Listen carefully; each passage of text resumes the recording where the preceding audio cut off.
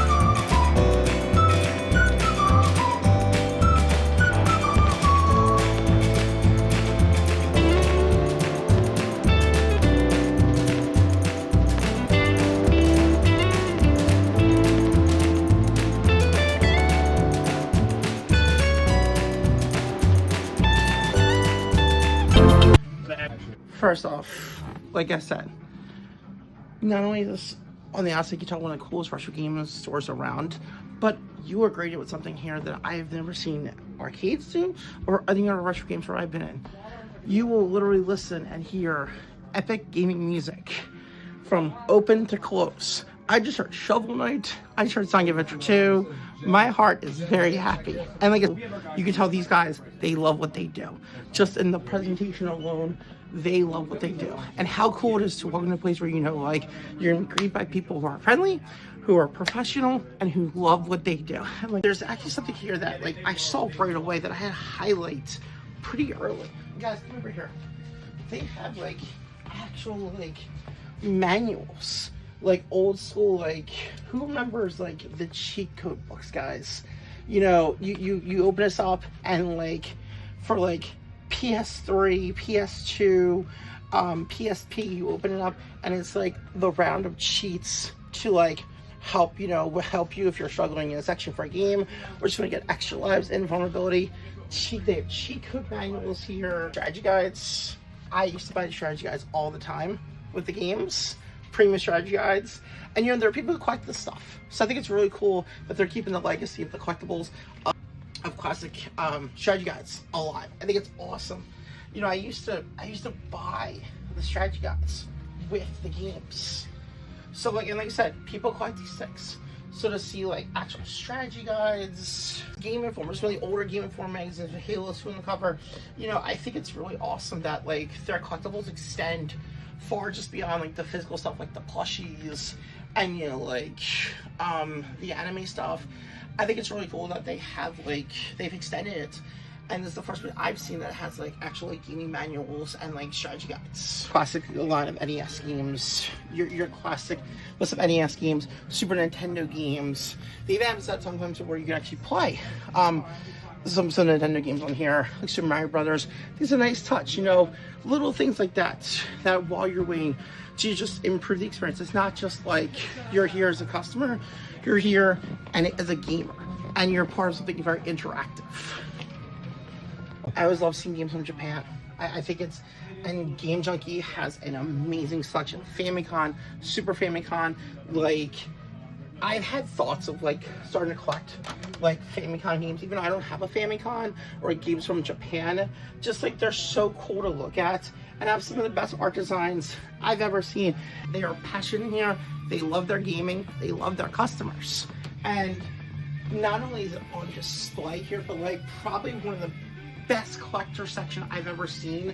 They are now in the comment section if you know what this is. Mention in the comment section what this is, because I remember what this is from. But if you know what it is, mention in the comment section what it is. How about a Batman TV full with a Batarang remote control? They have it here. The Power Glove. You have the power. You have the power at Classic Game Junkie.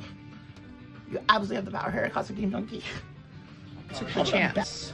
15 million Sega Genesis came packed with a signed digital cartridge.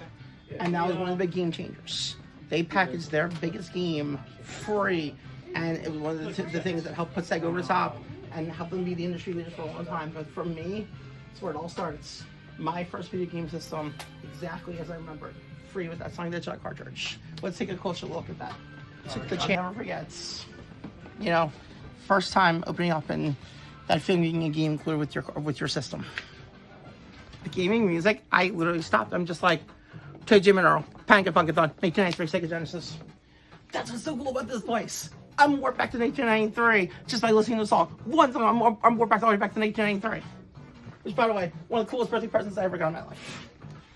But if you were that collector, that wants the high-end stuff, that wants the stuff that really, like, stands out in your collection right here. Everything here. Turtles in Time, original, complete in box, Dragon Warrior 4, the Mario Kart 7, Mario Party 7 bonus edition GameCube. This is the GameCube with the controller and Mario Party 7. 32X. I got 32X here. Virtual Fighter. Okay, look at this, guys. This is the Toys R Us exclusive Supersonic headset. I believe this is from Sonic Adventure 1. I've never seen the Supersonic edition. I've seen Sonic Adventure toys, but I've never seen from the first Sonic Adventure. I've talked to a lot of people, and a lot of people say PS2, GameCube, Xbox. That was their introduction to gaming. I still play my PS2. Absolutely no shortage of PS2 games here. But what's really cool is, and I've seen a lot of places like say it's Atari to PS5, and this place is absolutely no exception here. But I feel like it's like a walk down gaming history because I've never seen so many Intellivision complete in-box games. Fun fact, Donkey Kong, there's a port of Donkey Kong on the Intellivision. Intellivision was an amazing system. It was the first system that actually competed with another system. It was, you know, I know a lot of people mention about Sega and Nintendo as being the first console war, PlayStation, Xbox, Nintendo. However, the very first console war was with Mattel Electronics and Atari. The amazing Keith Robinson said, who worked for Intellivision, RIP to one of the best gaming creators of all time. He said, you know, should we buy a gaming system? To now became a choice of like which gaming system, because Intellivision had amazing games. So Intellivision had all the great sports games. George Plimpton, the fame actor, he even did the commercial for them, and it was really true. You know, Intellivision did look more realistic when it came to sports games. Absolutely, he looked way more realistic than Atari. However, the issue that Intellivision ran into was that they had all these great sports games. However, they didn't have the arcade licenses.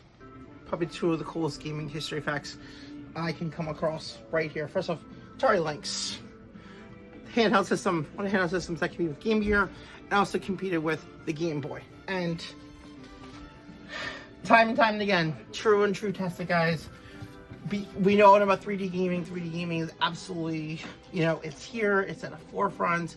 3D gaming is everywhere with the VR systems, PlayStation VRs.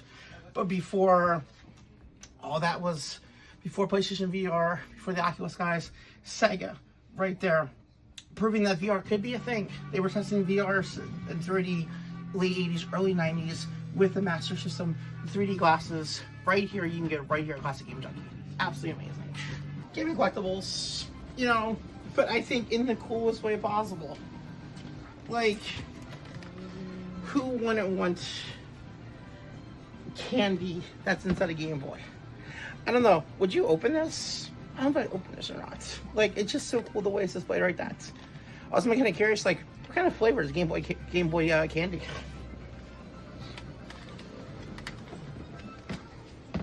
You like that? I did. You like that? So like, kind of clever. Want to go to Hyrule? One candy bite at a time. They got Hyrule. They got Game Boy. This one or this one. Let me know in the comment section. I think it's cool when I go to a game store and I feel like I'm transformed into like an art section. Like, it's like, because gaming is art. Okay, let's face it, gaming is art. And I will stand on that mountain forever. Gaming is art. And presentation is always everything. And the way they have this all set up here is absolutely amazing. It's like looking through a wall of gaming history. The original Killer Instinct, Sonic 2, Ghosts and Goblins, Battletoads, the speeder bike level. Of course, we all remember the speeder bike level. Maybe one day I'll buy this. Maybe one day. I've traveled to many stores, but did you know they had a Rock'em Sock'em edition, Ready to Rumble style? Ready to Rumble, but it was an amazing game for the Dreamcast. Had Michael Buffer in it. One of the coolest arcade sports games I've ever seen. One of the best boxing games ever too. And here it is, a wireless Ready to Rumble. It almost looks like a. In fact, it's come over here. It is actually like with full reactions, a actual like Rock'em Sock'em Robot style, and it's in Ready to Rumble 4. I'm not sure the price, but I'm not gonna lie, I'd be tempted to buy this. It's like walking in the Pokemon Center. Like I said, it's like a gaming museum here with the most passionate people possible. The nicest things you could ever do, not only for the gamers, but just like that extra step. It's like whenever you buy any game mode, training game in here, they will literally buffer every desk. Guarantee the best experience possible. It might take 5 minutes, but it is that touch right there that guarantees that extra care that you don't see in many places. Classic Game Junkie, they've got you covered.